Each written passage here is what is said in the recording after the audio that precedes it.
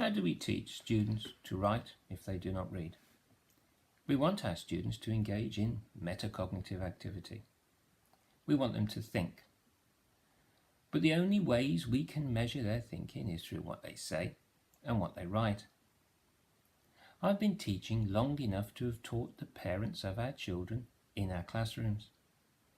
When I started teaching, we were concerned about white working class children who were alienated from school and saw no worth in reading.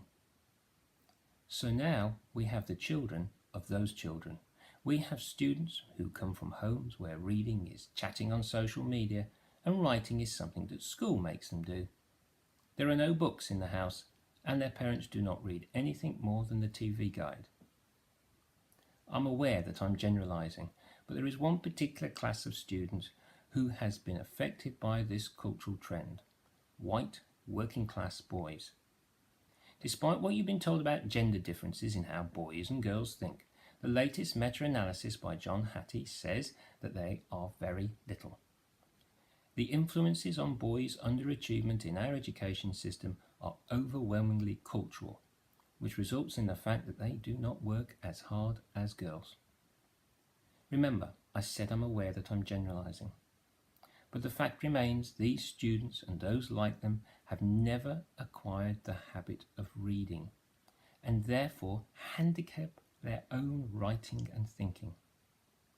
I passionately believe that our writing and thinking is shaped by what and how we read. But that does not make the question go away. How do we teach students to write if they do not read? How can they express complex thoughts if they cannot write in a complex manner? Basically, we need to explicitly teach them the rules. Children of this particular culture can live chaotic lives and rules can be attractive to them. We teach them behavior rules. We reinforce them every day and everywhere in school. Every teacher reinforces the habits of these rules because we are confident in our knowledge of them.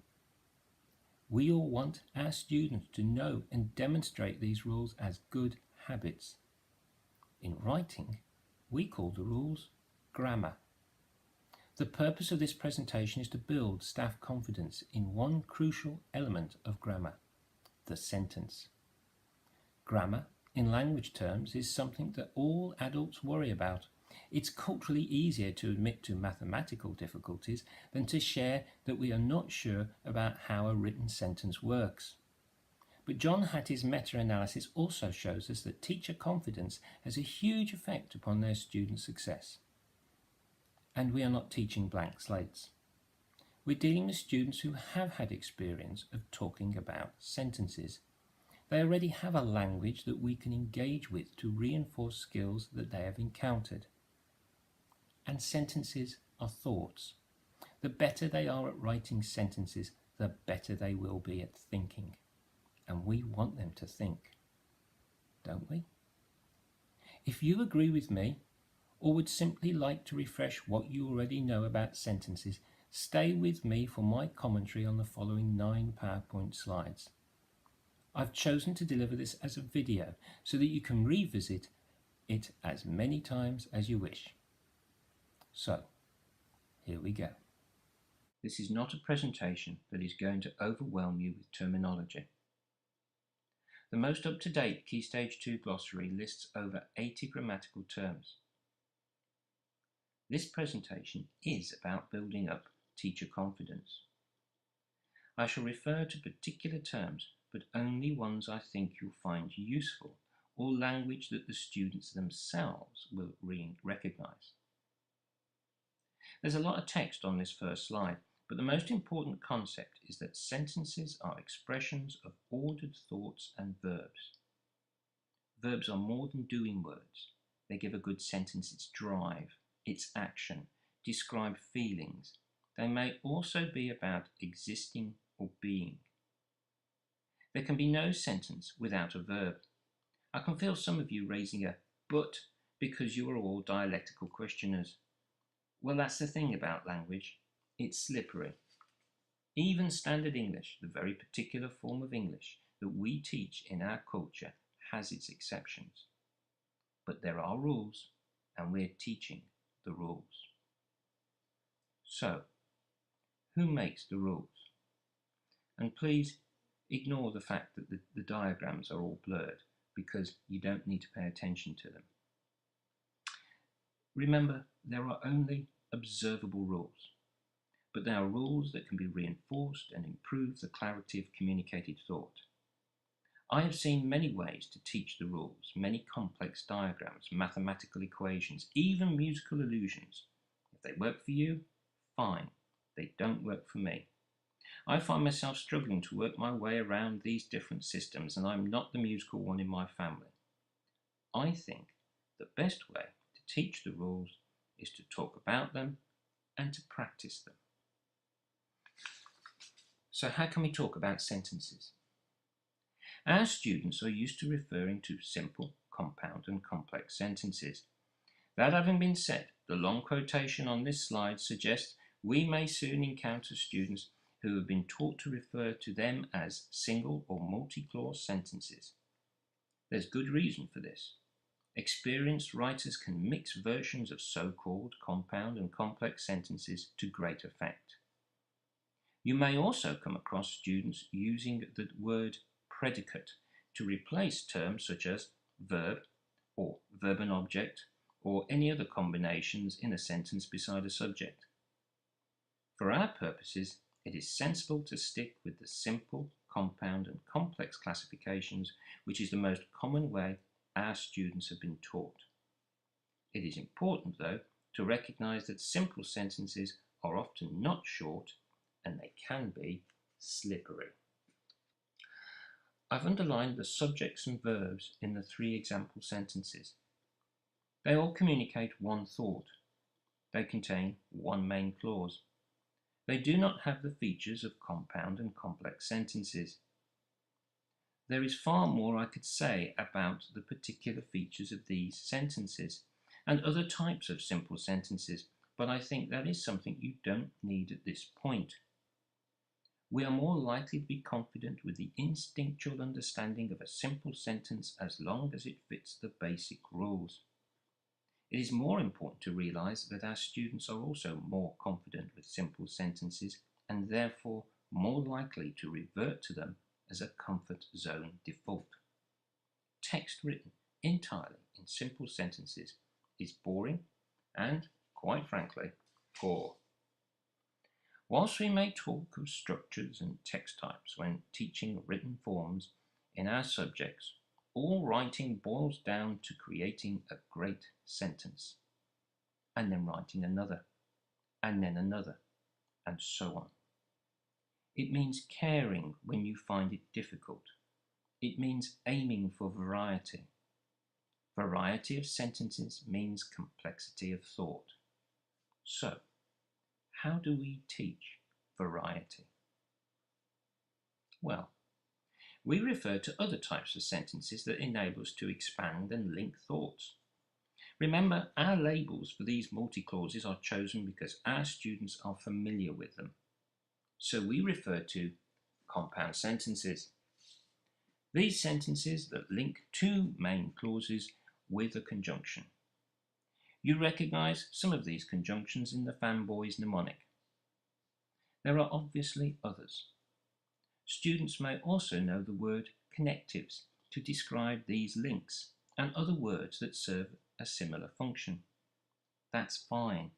That's what our older children are used to, but you should be aware that connectives is a modern label that arrived in the 1998 literacy strategy and is no longer mentioned in the new Key Stage 2 curriculum.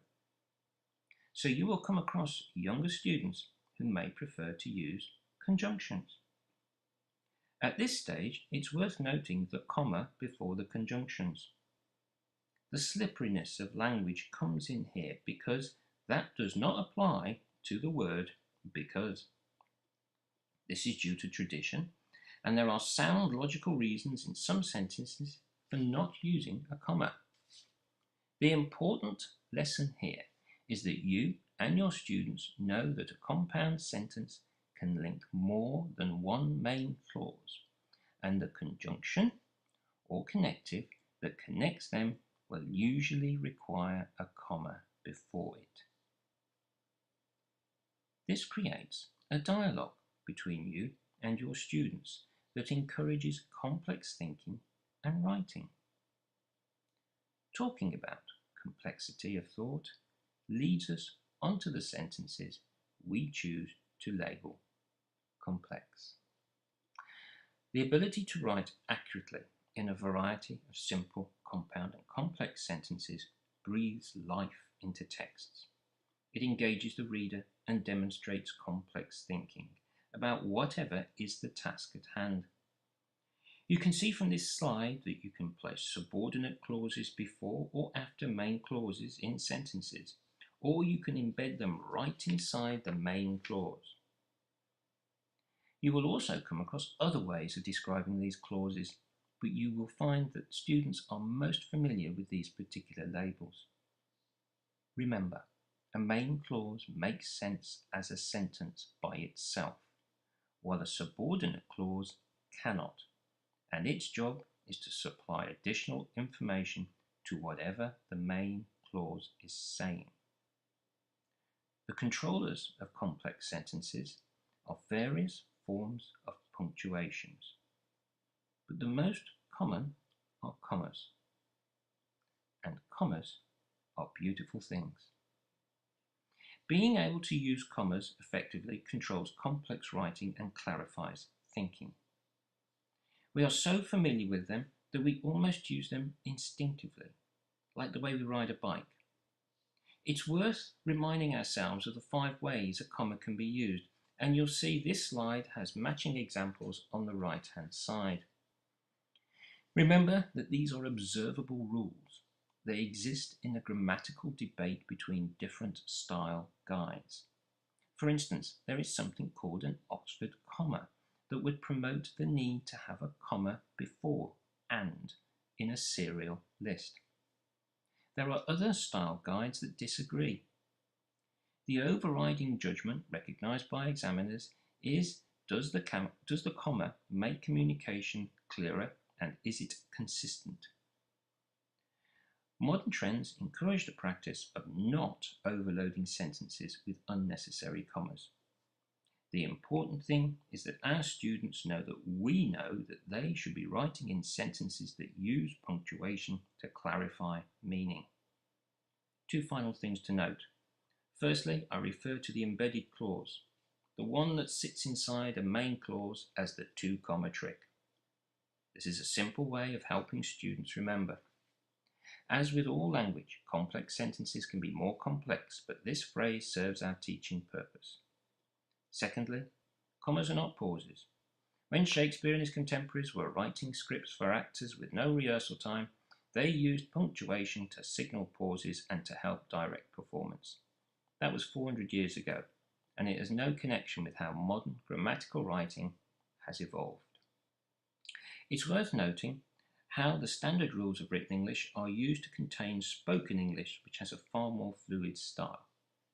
Speech marks and quotation marks are recommended to be single, but we often accept double ones, which are used primarily in American style, because they are easier for children to differentiate them in their handwriting. Either are acceptable as long as they are consistent, but no speech or quotation punctuation is not. And there are other forms of punctuation that students can use to assist in expanding complex written thought. Perhaps the most difficult forms of punctuation to use are the colon and semicolon. It is better that a student not use them often. When they do, it's better that they use them correctly. If you identify an opportunity for a student to use a colon or a semicolon in an extended piece of work, you will be helping them add complexity to their writing. Complexity of writing demonstrates complexity of thought. It is metacognitive activity. A student might ask me how I would start a piece of writing we've been discussing for some minutes. I could say I might start with a simple sentence with a main clause that describes, or I might start with a compound sentence that says, or I might start with a subordinate clause that, and so on. and the student would feel confident that there were common practical rules in their writing. And they'd feel confident that I was confident in thinking about the rules of writing. If teachers in other subjects also say such things, then students who do not habitually read would understand that these rules applied and that they should follow them to demonstrate complex thinking in those subjects. If you ask the questions, where's the main clause, or where's the comma, then the student will have confidence in your grammatical knowledge. If you say, tell me that in a sentence, they will know you value formal thinking. If they see you scratching your head and trying to write in a variety of sentence forms, they will respect your efforts because they know it is hard. I want children to read. I want them to know the joy and freedom that reading can give them. I will do everything in my power to drag those horses to water, but I know there are many who just won't drink. These students need grammar. These are the rules we can teach them to make them write better and think better. And sentences are thoughts. The more confident we are in teaching sentences, the better they will be at thinking. I hope this video has given you something to think about. If you're still here at the end, thank you.